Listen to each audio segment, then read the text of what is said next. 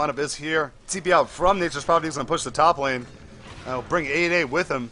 So the universal mobility has opened up a lot of opportunities for 5 stars. They've been picking up a lot of heroes across the map and really executing really well. And that is one of the problems, giving up Nature's Prophet with a Tinker. You have to expect those dual ganks as well as the opportunity to split push and get 3 lanes momentum going against you. And now we see 8A making his presence known in the bottom lane, dropping off the March of Machines yet again, so keeping that lane forward. Middle lane's being kept forward by the rest of the 5-star squad. But it looks like with a smoke up, Rainbow are going to look for trouble here. Can they catch anyone off guard? In the middle lane, Kazers may be in trouble. He's going to get revealed. But he force-outs himself out right after Hats goes for the blink. Shadow Strike will catch him, but he's well out of range. Desolator has been picked up by Nature's Prophet now. Desolator, you say? Interesting choice for him. Be able to deal some more damage, some more minus armor. Not a bad idea. Bottom lane. Rainbow sticking together now. They have to be a little bit more careful as they realize they've been getting picked off here and there. And now they're playing a slower game. The question is, can Rainbow really afford to be cautious as the game goes on? Like I said earlier, Pudge is going to get less significant and progressively less significant as it keeps going. So it's going to be tough because Nature's Prophet is going to continue to farm effectively, especially the fact that he has a Midas. So ignore the fact that he can move around the map freely and pretty much CS very easily with his Treant and his auto attacks now that he has Desolator. But add in the fact that he has a Midas, so he has granted farm every so often. Whatever the cooldown is, 180 seconds. No, just 100 seconds. Excuse me. I don't know what I'm thinking. So that, plus the fact how they can outfarm a Tinker who can move freely around the map. So it's going to be difficult for Rainbow, and they have to make a decision. And it looks like Smoke will be the call. They're going to rotate out here, go towards their own jungle. They don't have any wards up, so they don't have any vision, but they know Kazers is here now as they get revealed.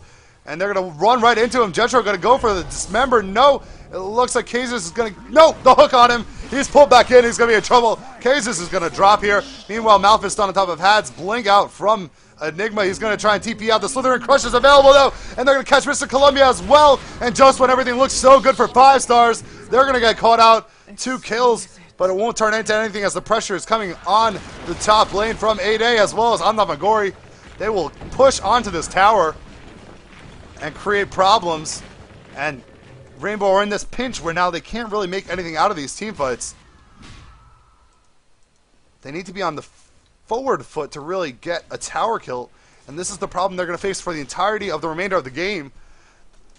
Having to deal with having pressure always coming towards the momentum of the waves will always be in favor of 5 stars if they play it right, especially making use out of the Wrath of Nature as well as the March of Machines. Looks like that Veil Discord is up on Queen of Pain. So a good pickup. As I said, oftentimes underrated. The sheer amount of damage that it contributes, 25% bonus damage, is a lot. But on the middle lane, it looks like Had's going to be in trouble here. He gets sheeped up by 8A, and it's going to be followed up with a sheep from Amnamagori, and he's going to take a lot of damage. Will he drop? He's going to pop out the BKB and try and TP out of here. He will get out, though. Yes, he gets out just in time. And meanwhile, it looked like a creep was sheeped. But does narrowly get out there, so good for him. He does end up using another charge on the BKB, though, so it's down to 6 seconds. And against Sheeps, you really need the full duration of that BKB to be safe in the teamfight scenario. So we'll see how that pans out. Meanwhile, Pudge can finally pick up that pipe. Amnamagori going to get caught out, though. The first troll I've seen of the game. And down he goes to the side away from Dash. Dash taking him out in one quick blast. The Veil of Discord was used on top of that. So Scepter damage is 725, 25% on top of that. I can't even do the math, but it's around 200 more.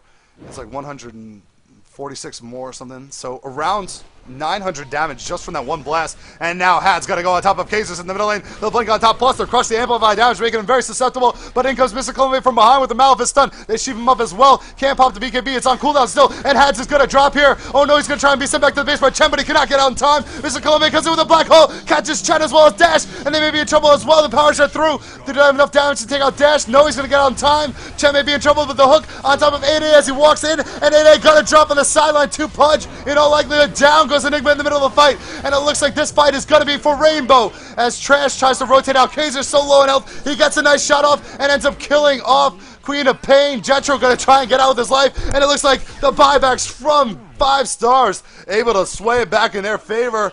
Oh man, everything going completely wrong for 5 stars initially, but then being able to turn it around so seamlessly. Props to them for that execution. Now they're going to be able to go onto the base here, and this is not looking good for Rainbow, who about 17 minutes ago looked like they were in a commanding lead at the score of like 27-14 in terms of kills, but now it's 34-27. 5 stars still behind in kills, but about to secure a Rax. And this is not what Rainbow need right now. They cannot deal with the lane pressure as it is against the Nature's Prophet and a Tinker at 48 minutes. And they're going to rotate and try and take down the second Rax here. They're going to head towards the bottom, and they probably will be able to get it, as Queen of Pain will not be up for another 35 seconds. Pudge will not be up for another 15 seconds or so. And so it's going to be a 2 Rax trade off a big team fight. Lots of buybacks come out as well. We can check out the buyback. It looks like Tinker as well as Nature's Prophet with their global presence is able to buy back and get right back into the fight. So huge for them. And 5 stars is going to be content with the 2 Raxes. And it looks like Rainbow may be in trouble. It looks like McGorry, though, going to get caught out by Hads, TPing in the middle of the road. And he says, not in my house. And Hads takes him out. So McGorry, buyback cooldown for 3 minutes. He'll be dead. But like I said, there's nothing Rainbow can do.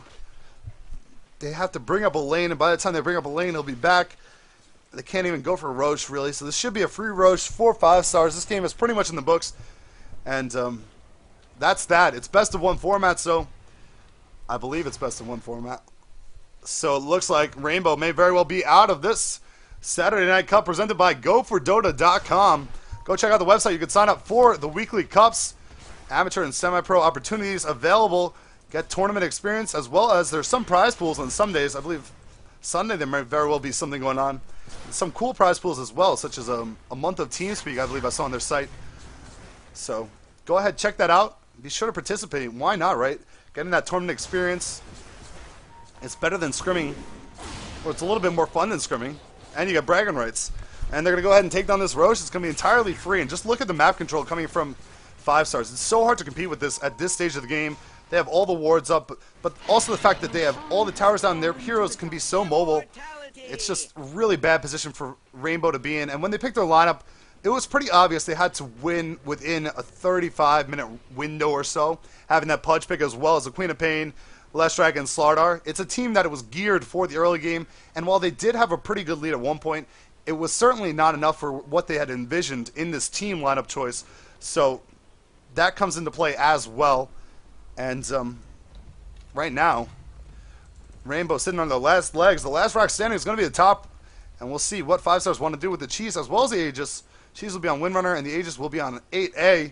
So they may just very well head up to the top lane and try and bang their heads against the wall for a while, because I don't really think they can have much to lose in terms of anything in return coming out from Rainbow. Buybacks will be back up available soon. 1 minute and 30 seconds for Tinker, 1 minute and 14 for Nature's Prophet. But with that Aegis up, he'll have 2 lives already. And here comes the Smoke Gank. 5 stars, going to try and end it right here. Coming to the bottom lane, they're going to run into Hads. Hads going to get sheeped up, and they have so many sheeps available on 5 stars. The Black Hole from Colombia, got to catch 3 as Chen walks in. The hooky has no position to catch it. This is what I was talking about before. He hooks out Chen. Hads is going to go down low in the middle of the fight. Jetro going to get a dismember on top of Mr. Colombia. Mr. Colombia going to go down. 8A going to drop, but he has the Aegis. Trash in the middle of the team by taking damage from Kazers. He's going to pop off the Cheese. Down goes Trash. Kova's in there as well, and it looks like that's going to be the game. 4 dead for Rainbow, and they put up a good fight, but Kazers, as well as the rest of the 5 stars team, able to pull out and get the victory in this one. And there goes the Tier 4 tower, and the throne is about to be exposed and taken down. Congratulations to 5 stars as they secure their victory in the first match of Go4Dota Saturday Night Cup. Thank you for watching. I'm NYJohn. I hope you enjoyed the cast. And I think we have more games coming, so stay tuned.